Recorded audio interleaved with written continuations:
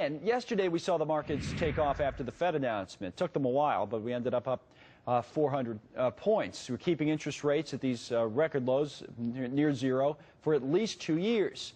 Today we have markets selling off, or looking like they're going to once they open. So a lot to be done for the president and Congress. And to Jerry's point, well, not a lot getting done right now. Adam Shapiro is at the White House this morning, and he joins us a little bit more on what's going on down there. Adam?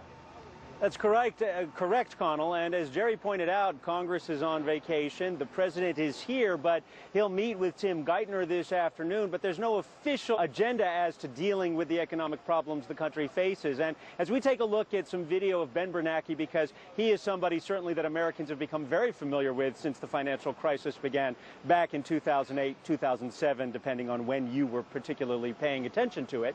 But Ben Bernanke and the Fed, that statement yesterday is not the kind of good statement the White House would have wanted to hear. Essentially what the Fed was saying is that the economy is going to remain in doldrums, they believe, for about 2 years. Listen to their own words. The committee now expects a somewhat slower pace of recovery over coming quarters than it did at the time of the previous meetings, and anticipates that the unemployment rate will decline only gradually. Keep in mind that in the first quarter of this year, we had GDP growing at 0.4%. In the second quarter, only 1.3%, and that could be revised down. It could be revised up, but probably revised down. With that in mind, we spoke to a member of the Heritage Foundation, the Institute, John Weicher.